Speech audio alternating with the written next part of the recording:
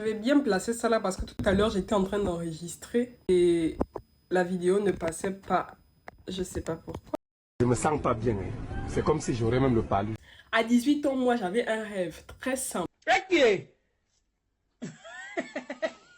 Je voulais faire plaisir à mes parents très tôt. À 18 ans, je voulais déjà acheter la première voiture de mon père et peut-être construire à mes parents une très belle maison. Bonjour, voilà l'une Mila, fraîche et pimpante. Mais voilà mon âge aujourd'hui que j'ai même honte de donner souvent. Oh my God! Souvent non. Et j'ai pas encore toutes ces choses-là, malheureusement. Oh my God! Heureusement, oui, parce que souvent, on aime trop vite se comparer. Or, chaque personne écrit son histoire à sa manière et à son moment précis. La première chose que tu dois comprendre dans cette vidéo pour chasser ton complexe, c'est que chacun part de son point de départ. Sometimes it's too slow. La première chose qu'il faut comprendre, c'est qu'on ne compare pas deux courses. For sure.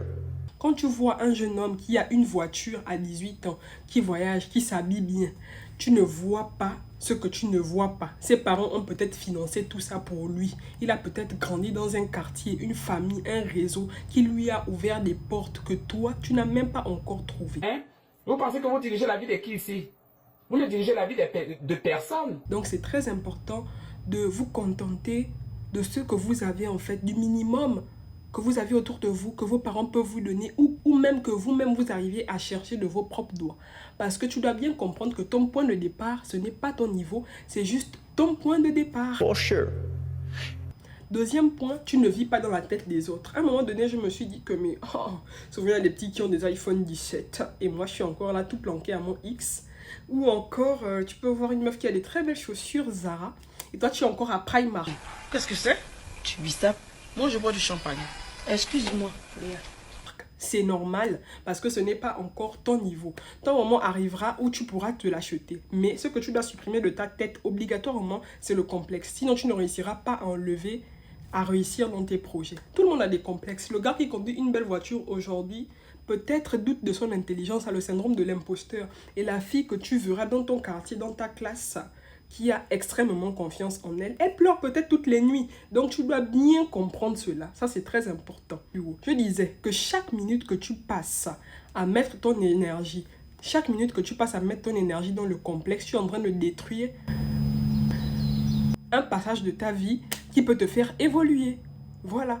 Parce que chaque personne a son objectif, sa construction. Parce que la vraie question... Elle me blessait.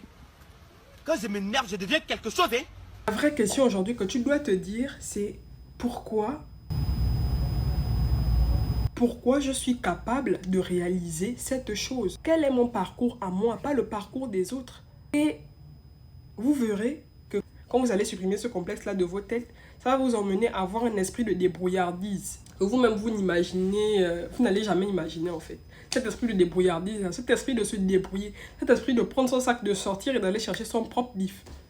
Voilà, donc n'en voulez pas aux gens qui ont déjà une vie tracée et si belle.